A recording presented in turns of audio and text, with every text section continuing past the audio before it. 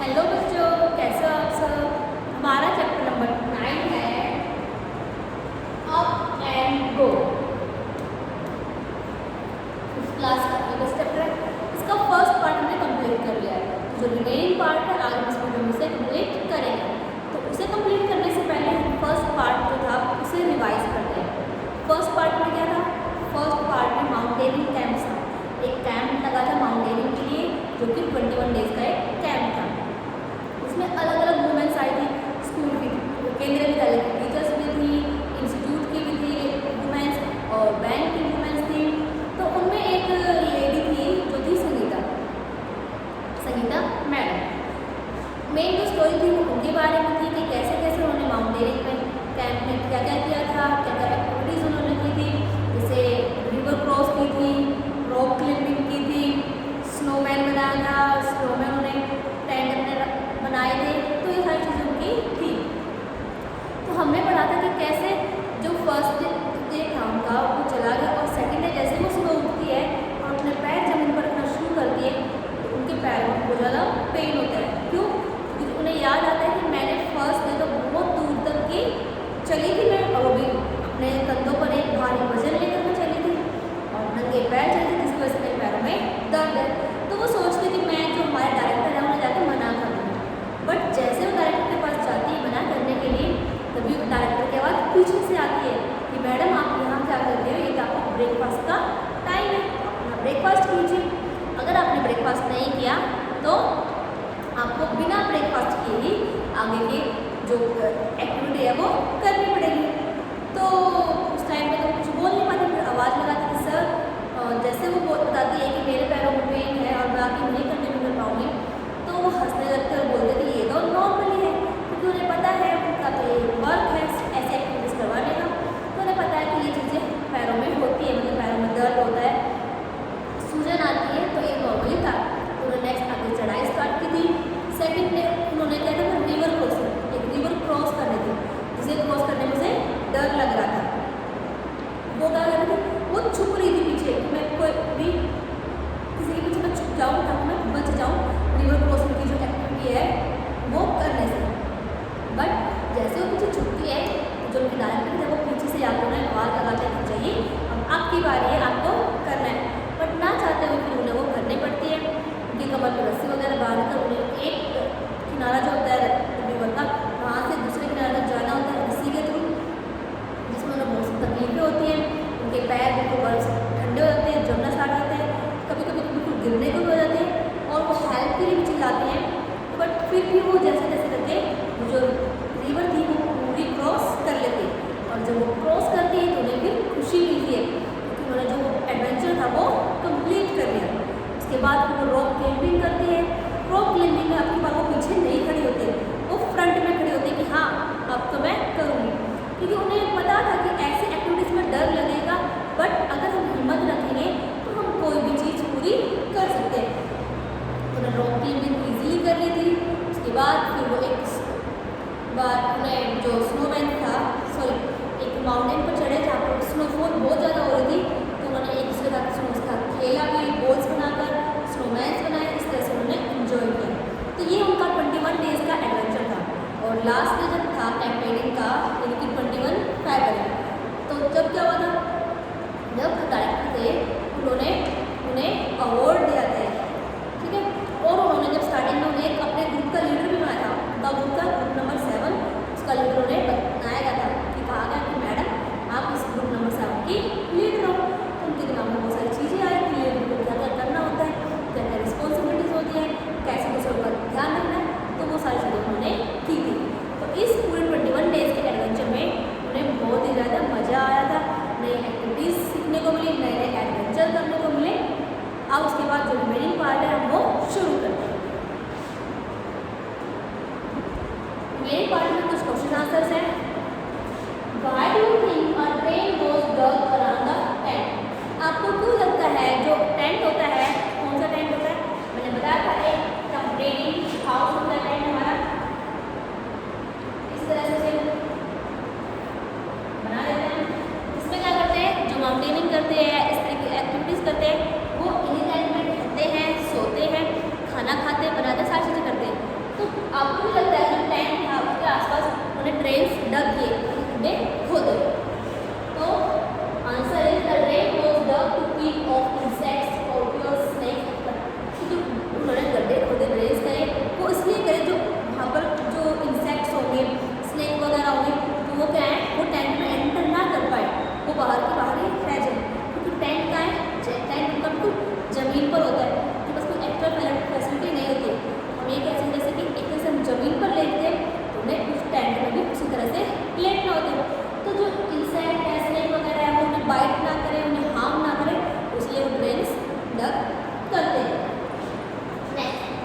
Without beside mountaineering, what are the other activities that can be called adventurous? Why? कि mountaineering हो गया, but mountaineering के अलावा भी ऐसी कौन सी एक्टिविटीज़ है जिन्हें आप एडवेंचरस कहोगे कि हाँ इनमें भी एडवेंचर होता है और क्यों? Some of other adventurous activities are river rafting, scuba diving, hang gliding, etc. कि माउंटेनिंग के अलावा भी बहुत सारी और एक्टिविटीज़ है जो एडवेंचरस होती है, जिनमें बहुत मज़ा आता है, थोड़ा डर भी लगता है, बट जब हम करते हैं सीखते तो बहुत मज़ा उनमें आता है। जैसे रिवर राफ्टिंग की जो रिवर होती है उसमें बोट में हम जाते हैं, बट उससे बोट को चलाने वाला तो प्रॉपरली नहीं होता, हम खुद ही चलाते हैं, हम खुद ही उसे आगे तक ले जाते हैं। तो इस तरह से ग्रुप बनाकर हम रिवर राफ्टिंग करते हैं, स्कूबा डाइविंग और हैंग ग्लाइडिंग। तो ये सारी एक्टिविटीज़ होती है जो क्या है एडवेंचरस है, जिन्हें करने में बहुत मज़ा आता है। नेक्स्ट क्वेश्चन है, are you on mountain, how do you feel there, what can you see, what can you feel like being there. कि मान लीजिए आप किसी माउंटेन पर, किसी पहाड़ पर हो, आपको कैसा फील होगा वहाँ पर, आपको वहाँ पर क्या क्या दिखाई देगा, कैसा दिखाई देगा, और आपको जो ये माउंटेन पर चढ़े आप ऐसा करने में आपको कैसा महसूस होगा। आई फील एक्साइटेड, मुझे एक्साइटेड फील होगा कि मैं इतने माउंटेन पर ऊपर तक चढ़ रही हूँ, मुझे जैसे खुशी मिलेगी, एक्साइटेड होगी, वहाँ मैंने ये चीज़ कंप्लीट कर ली है। I can see vast blue sky around me, और वहाँ से मुझे जो स्काई है, आसमान है, कैसा लग रहा है, ब्लू दिखेगा। I feel like I am at the top of the world, और मैं कैसा फील करूँगी जैसे मैं वर्ल्ड के टॉप पर हूँ। कि माउंटेन्स का है, माउंटेन्स ऊँचे हैं, तो हम इतनी ऊंचाई पर पहुँच गए तो हमें क्या लगेगा, सब हमसे बहुत नीचे है, तो मुझे लगा कि मैं वर्ल्ड में सबसे कहाँ हूँ, टॉप पर हूँ। नेक्स्ट इसमें आ गए alone on the mountain top. इसमें हम सोलो जो पढ़ेंगे वो पतंजलि पाल के बारे में पढ़ेंगे, जिसका जिक्र हमारे फर्स्ट पार्ट में है। फर्स्ट पार्ट में क्या है कि जो कैंपेनिंग ग्रुप था उनका एक स्पेशल गेस्ट था। उनकी स्पेशल गेस्ट कौन थी, पतंजलि पाल के एक स्पेशल गेस्ट थे। अब पतंजलि पाल थी कौन, पतंजलि पाल इंडिया की फर्स्ट वुमेन थी जो माउंट एवरेस्ट पर चढ़ी थी। उसके बारे में और चीज़ इसमें पढ़ते हैं। A 12 years old girl living in the mountains were out on a school picnic। एक 12 साल की लड़की है जो कहाँ रहती है, जो माउंटेन्स में रहती है, जो पहाड़ी एरिया है वहाँ पर रहती है। वो एक अपनी स्कूल पिकनिक के लिए जाती है। She climbed a mountain peak of 4000 meters with her friends। और वो 4000 meters क्या है, चढ़ाई करती है अपने फ्रेंड्स के साथ। The girls had done this for fun and adventures। जो लड़कियाँ हैं, जो ग्रुप की लड़कियाँ, जो उनकी फ्रेंड्स हैं, वो ये चीज़ें किस लिए कर रहे हैं, उन्हें इसे करने में मज़ा आ रहा है, उन्हें ये चीज़ें एडवेंचरस लग रही है। Soon it was dark and they could not come down। और कुछ समय के बाद क्या हुआ, डार्क हो गया, मतलब अंधेरा होने लगा, और वो ऊपर तो चढ़ गई, बट उस टाइम पर जब अंधेरा हो गया तो वो नीचे नहीं आ पा रही। It was also cold and scary। और क्या है, हम किसी ऊंचाई पर चढ़ते हैं तो ठंड होने लग गई और डर भी उन्हें लगने लग गया। They were alone without any food and it was long night। वे वहाँ पर कैसे है, वे अलोन है, अकेली है, उनके पास खाने तो कुछ भी नहीं है, उन्हें डर भी लग रहा है क्योंकि जो रात है कैसे लंबी रात है। ये तो है नहीं कि रात 1 घंटे 2 घंटे की, बहुत लंबी रात है, वो अकेले हैं, उनके पास खाने को भी कुछ नहीं है। दिस हैपेंड टू पतंजलि पाल। और ये जो चीज़ें हैं उसके साथ हुई, वो पतंजलि पाल के साथ हुई। Played when she was a young girl. ये कब है, जब वो एक यंग गर्ल थी तब उनका घटना घटी। Patanjali grew up in Nopri village in the Bharwal area of Uttarakhand. Uttarakhand में जो भारवल एरिया है, विलेज में वो रहती है। कौन, पतंजलि पाल। वहीं पर वो बड़ी हुई। When she grew older, she joined Nehru Institute of Mountaineering, Uttarakhand. और जैसे जैसे वो बड़ी हुई तो उन्होंने एक इंस्टीट्यूट है जो ज्वाइन किया। कौन सा इंस्टीट्यूट, नेहरू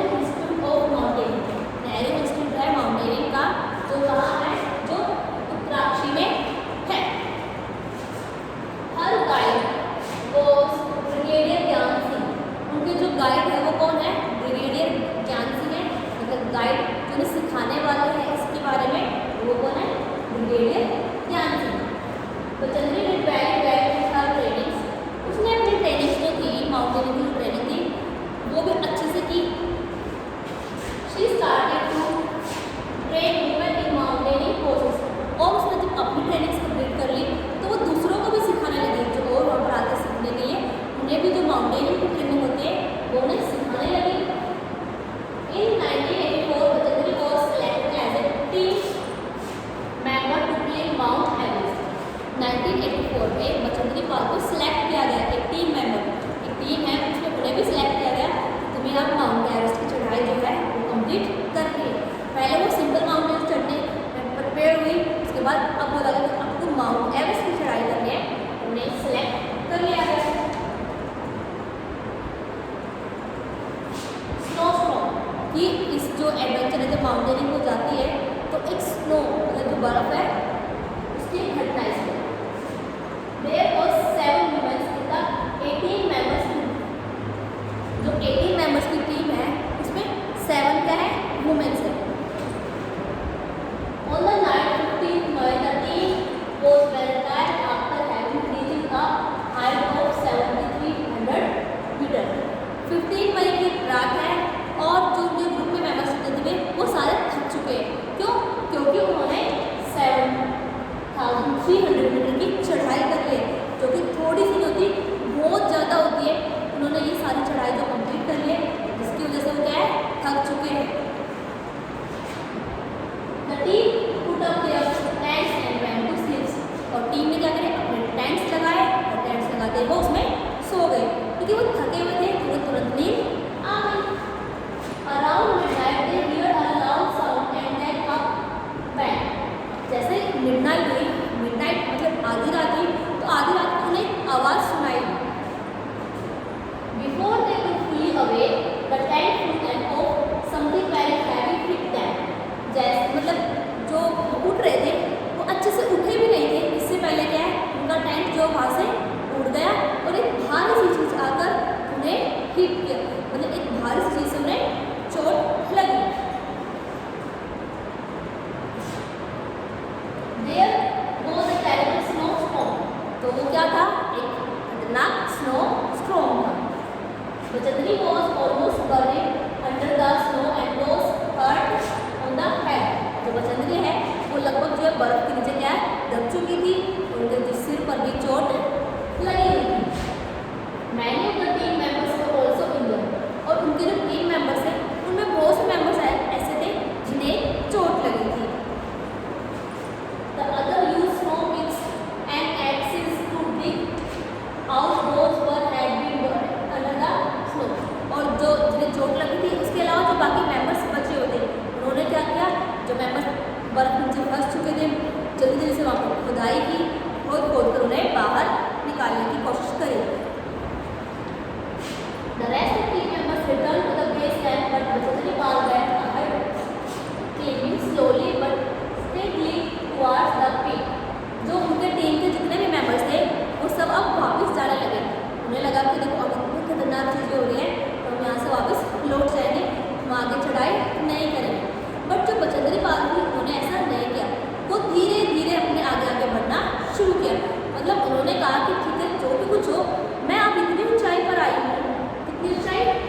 7,300 मीटर, जो कि थोड़ी थोड़ी ना होती है, इतनी ऊंचाई तक मैं आ चुकी हूँ, अब मैं वापस बिल्कुल भी नहीं जाऊँगी, मैं तो अब आगे ही कंटिन्यू करूँगी।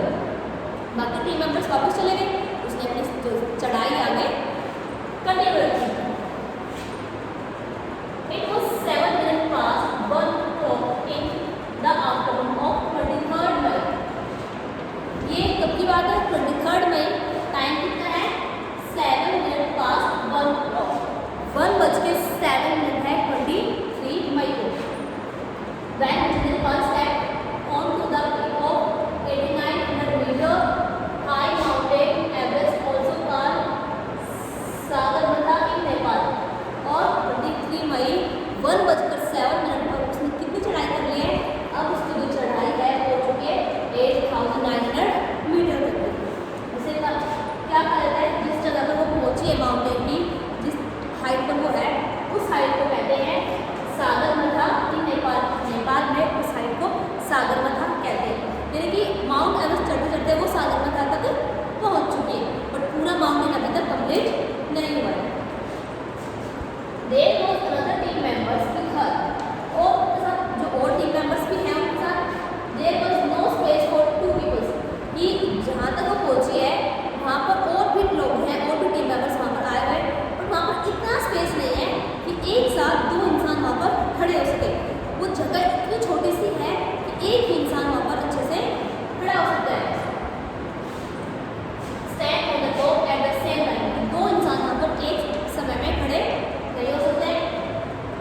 one fleet and they would fall straight down thousands of the feet below. अगर किसी एक का भी पैर फिस गया, मान लीजिए एक साथ दो इंसान आ चुके हैं वहाँ पर उस जगह पर और उनमें से किसी एक का भी पैर फिस गया ना तो वो हजारों फीट नीचे जाके गिरेगा। तो सोचिए अगर कोई इंसान इतनी ऊंचाई से गिरेगा तो उसका क्या होगा? मे बी वो उसकी डेथ हो जाए या उसका जो शरीर है बिल्कुल ही मतलब हड्डियाँ जो है टूट जाए। तो इतना खतरनाक है वो, अगर किसी का भी पैर फिसला तो उसे हजारों फीट नीचे जाके गिरेगा। Legendary Pal teammates dug into the snow and twisted their axes formed in the ice.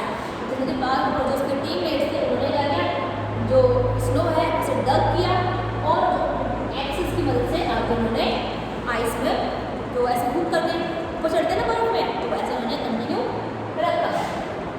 Using this as hook, they tied themselves to it with a rope और उन्होंने जो हुक था उसके बाद उन्होंने खुद को भी एक रस्सी से बांधकर रखा।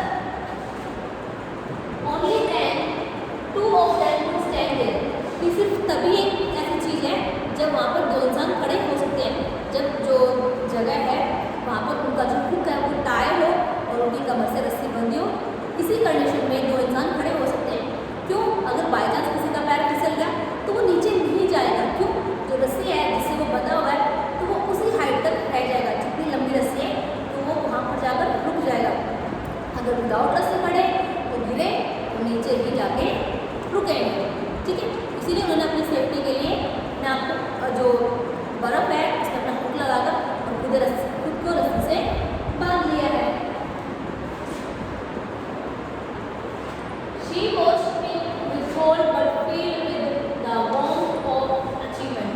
उसे वहाँ पर ठंड लग रही है बट फिर भी वो गर्मी महसूस कर रही है किसकी? अपनी अचीवमेंट। उसने इतना अचीव कर लिया उस चीज़ की खुशी है जो उसे जो ठंड है उससे कोई फर्क नहीं पड़ रहा है। She bowed her head, pinned the national flag and took photographs और उसने अपना जो सिर है वो वहाँ पर झुकाया, फोटोग्राफ्स लिए अपना नेशनल फ्लैग तो क्या किया पीछे अपना जो झंडा होता है हमारा उसे वहाँ पर फहराया और फोटोग्राफ्स लिए ताकि वो दिखा सके देखो मैं यहाँ तक माउंट एवरेस्ट तक मैं पहुँची थी। She spent 43 minutes on the highest peak in the world और जब पहुँची तो वो वहाँ पर 43 मिनट्स तक रुकी। इतना टाइम उन्होंने वहाँ पर मतलब स्पेंड किया वो चीज़ें फील करने के लिए आपका जो है इस सब के लिए उन्होंने 43 मिनट्स की। Bachendri Pal become the first Indian women. तो बचेंद्री पाल क्या बनी? पहली इंडिया की वुमेन थी जो माउंट एवरेस्ट पर चढ़ी and the fifth women in the world to reach the peak of Mount Everest. और वर्ल्ड की अगर बात करें तो वर्ल्ड में किस नंबर पर है? वर्ल्ड में वो 5th नंबर पर है जो कि माउंट एवरेस्ट की चोटी तक चढ़े। तो बचेंद्री पाल इंडिया की कौन सी वुमेन है? फर्स्ट और वर्ल्ड में 5th नंबर पर वो है जिन्होंने माउंट एवरेस्ट की चढ़ाई कंप्लीट की। तो ये बचेंद्री पाल की स्टोरी थी कि कैसे उन्होंने किस एज से माउंट एवरेस्ट की चढ़ाई चढ़ना शुरू किया, कहाँ से किस इंस्टीट्यूट से उन्होंने ट्रेनिंग ली, कैसे कैसे उनका घटना घटी, क्या क्या एडवेंचर उनके साथ हुए, तो वो सारी चीज़ें इसके बारे में थी। नेक्स्ट आगे क्वेश्चन है why did Bachendri Pal put the Indian flag on the peak. कि क्यों बचेंद्री पाल ने जब वो चोटी पर पहुंची माउंट एवरेस्ट की वहाँ पर अपना जो नेशनल फ्लैग है वो फहराया। Bachendri Pal put the Indian flag on the peak to honour our country. उन्होंने जो अपना झंडा है वहाँ पर इसलिए फहराया क्योंकि वो अपनी कंट्री पर क्या है गर्व महसूस करवाना चाहते हैं कि देखो हमारी कंट्री में भी तो कोई है जो इस ऊंचाई तक पहुँच सकता है। इसलिए उन्होंने अपना नेशनल फ्लैग वहाँ पर फहराया। इससे पता लगेगा कि हाँ इंडिया का भी कोई इंसान है जो यहाँ तक पहुँचा था। Next, when you have seen our national flag be hoisted. कि आपने तो देखा है जब नेशनल फ्लैग जो होता है हमारा वो फहराया जाता है, हमारा राष्ट्रीय झंडा फहराते हैं तब तो ये 2 डेज होते हैं जब नेशनल फ्लैग हमारा होस्टेड होता है। During independence day and Republic day celebration. कि जब हम इंडिपेंडेंस डे मनाते हैं और जब हम रिपब्लिक डे मनाते हैं तब हम अपने नेशनल फ्लैग को होस्ट करते हैं कि हमारा राष्ट्रीय झंडा फहराते हैं। अब इंडिपेंडेंस डे कब?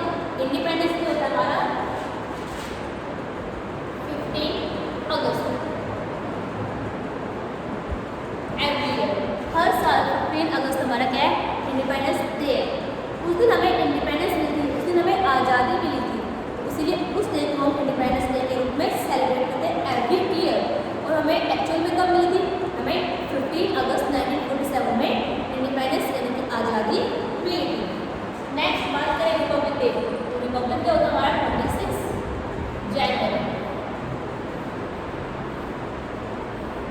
ये भी एलपी है, हर साल 26 जनवरी को हम रिपब्लिक डे मनाते हैं, जिस दिन हमारा कॉन्स्टिट्यूशन यानी कि हमारा संविधान बना था। और एक्चुअल में कब बना था वो 26 जनवरी 1950 में हमारा संविधान, हमारा कॉन्स्टिट्यूशन बना था। और जैसे तब से लेकर अब तक हर साल एवरी ईयर 26 जनवरी को हम रिपब्लिक डे सेलिब्रेट करते हैं। Next, have you seen the flag of any other countries here? कि क्या कभी आपने किसी और कंट्री के फ्लैग भी देखे हैं? ये हमारा इंडियन फ्लैग है, उसके अलावा भी और फ्लैग्स देखे हैं? तो अगर देखे हैं तो कहाँ देखे हैं? Yes, I have seen the flags of many other countries. कि हाँ, मैंने बहुत सारे कंट्रीज के फ्लैग देखे हैं।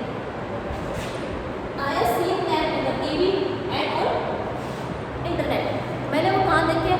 मैंने वो फ्लैग्स टीवी पर भी देखे हैं, मैंने वो फ्लैग इंटरनेट पर भी देखे हैं। यानी कि टीवी और इंटरनेट के थ्रू मैंने अलग अलग फ्लैग्स को देखा कि ये किस कंट्री का फ्लैग है, ये जो फ्लैग है किस कंट्री का, तो मैंने वो चीज़ें देखी हुई है। Make group of 6 children design the flag of your group. Explain why you choose the design.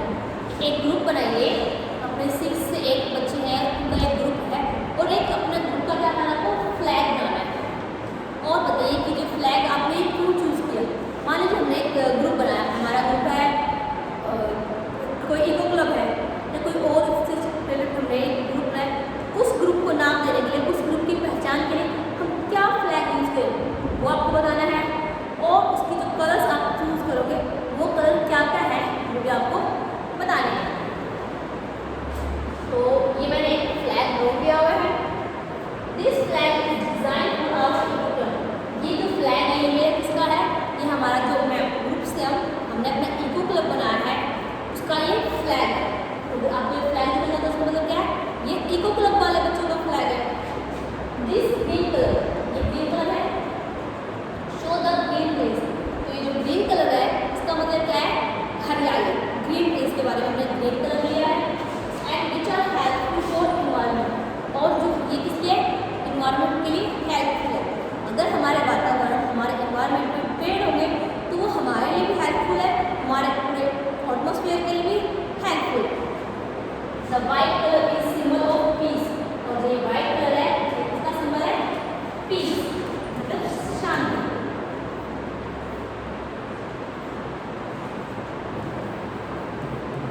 Green colour था, green trees and there red circle show the sun which was last forever. और जो ये red colour का circle है ये किसके लिए है? ये है सन के लिए, जो कि हमेशा क्या है, हमें रोशनी देगा, हमारी लाइफ में लाइट्स रखेगा। तो इसलिए मैंने अलग अलग कलर से अपना एक फ्लैग बनाया है। मेरे हर कलर का कुछ ना कुछ मीनिंग भी है। नेक्स्ट इसमें आ गया आपका last question, what we have learn. कि हमने जो ये चैप्टर पढ़ा, इस चैप्टर से हमने क्या सीखा। Explain why it can be adventurous and challenging in mountains. कि बताइए कि जो हम माउंटेन्स पर चढ़ते हैं वो एडवेंचरस कैसे है, वो चैलेंजिंग कैसे है। चैलेंज तो हम किसी को जब कोई चुनौती देते हैं तो वो होती है, तो वो माउंट पर चढ़ना भी कैसे चैलेंजिंग है, कैसे एडवेंचरस है, वो आपको बताना है। How would you prepare if you were to a mountain. अगर आप किसी माउंटेन पर चढ़ोगे तो पहले आप अपने आप को कैसे प्रिपेयर करोगे? क्योंकि एकदम से हम सोचें कि हमें माउंटेन पर जाना है तो हम नहीं जा सकते, उसके लिए हमें अपने आप को पहले प्रिपेयर करना होगा। क्योंकि वो एरिया कहता है वो हार्मफुल एरिया है, अगर हम छोटी सी भी गलती हुई तो शायद हमारी जान चली जाए। तो इसलिए हमें उसके बारे में पूरी नॉलेज होनी जरूरी है कि क्या क्या सेफ्टी है, कैसे कैसे हमें चढ़ना होता है। तो हमें पहले अपने आप को प्रिपेयर करना जरूरी है। What would you take with you. और आप अपने साथ क्या लेके जाओगे? आप माउंटेन पर चढ़ रहे हो तो आपके पास क्या क्या चीज़ें हैं जो जरूरी है, जो होनी चाहिए। Right in on words.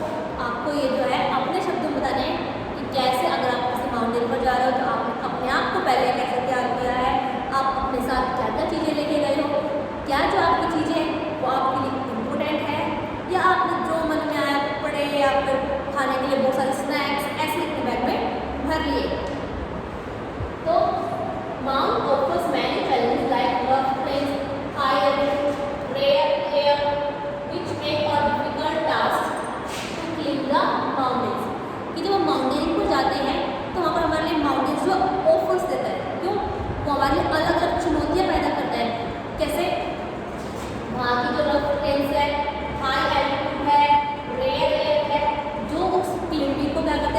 Difficult बनाती है। ये नहीं कि आप जैसे हम चल रहे हैं, चले गए ठीक है, ऐसा नहीं है। जब माउंटेन पर चढ़ते हैं तो बहुत सारी कठिनाई हमारे सामने आती है, इन्हें हमें फेस करना पड़ता है। Due to difficulties involves climbing a mountain adventurous and challenging. तो जो उसके अंदर डिफिकल्टीज होती है, जो कठिनाइयाँ होती है, जो मुश्किल होती है, उन्हीं मुश्किलों की वजह से क्या कहते हैं, उसे एडवेंचरस कहते हैं, चैलेंजिंग कहते हैं। I will do lot of practice before actual climb, कि अगर मैं एक्चुअल में क्लाइंब करूँगा, सच में मैं जाकर जब चढ़ूँगा तो उससे पहले मुझे बहुत सारी प्रैक्टिस करनी होगी। किसी चीज़ के थ्रू मुझे प्रैक्टिस करनी होगी कि हाँ ऐसे ऐसे ऊपर चढ़ना होता है, तो प्रैक्टिस मेरे लिए पहले जरूरी है। I will take all mountaineering equipments, और मैं अपने साथ माउंटेनिंग के लिए जो इक्विपमेंट्स होते हैं वो सारे लेके जाऊँगी। नेसेसरी फूड, जो जरूरी खाना है मैं वो लेके जाऊँगी। Medicines, oxygen cylinder with me, medicines और जो ऑक्सीजन सिलेंडर है वो मैं अपने साथ लेके जाऊँगी। मैंने फर्स्ट पार्ट किया था तो उस पर भी देखा था कि कैसे वो अपने साथ विटामिन सी लेके जा रहे हैं, ऑक्सीजन सिलेंडर है उनके पास, एक्स है, बॉक्स है, ऐसे बहुत सारे सामान है जो उनके साथ लेके जा रहे हैं। तो हमें भी ऐसे ही जो जरूरी सामान है वो अपने साथ लेके जाना है, ताकि जब हम क्लाइंबिंग करें तो वो हमारे लिए हेल्पफुल हो। तो यह आपका जो चैप्टर है up and go chapter complete हो गया है। फर्स्ट पार्ट और सेकंड पार्ट दोनों वीडियोस देखिए। इसके बाद हम मिलेंगे नेक्स्ट चैप्टर नंबर 10 में। तो के लिए बाय बाय बच्चों, और आप उन चीज़ों को सीखिए और जो ये एक्टिविटीज़ है आप इन्हें करने की कोशिश भी कीजिए। मैं ये नहीं बोल रही कि आप माउंटेन पर ही चढ़िए, जैसे ट्रीज होता है आप उन पर चढ़ने की कोशिश कीजिए। क्या आपको मज़ा आया, कुछ एडवेंचर लगा, कुछ एक्साइटेड लगा, तो आपको शायद कुछ मज़ा भी आएगा, फन भी होगा। बट बी केयरफुल, ध्यान से ये नहीं कि नहीं बोला गया कि मुझे चढ़ना है पेड़ पर तुम चढ़े, ऐसा जरूरी भी नहीं। बट आप प्रैक्टिस कर सकते हो उन चीज़ों को सीखने की, क्योंकि जब भी हम कोई एडवेंचर करते हैं हमें उसमें बहुत सी चीज़ें नई सीखने को भी मिलती है, बहुत अच्छे से मज़ा भी आता है, और बहुत अलग अलग चीज़ें जो हमने कभी नहीं करी थी ऐसे नई नई चीज़ें हम उसमें करते हैं। ठीक है, तो बाय बाय बच्चों and take care of your self.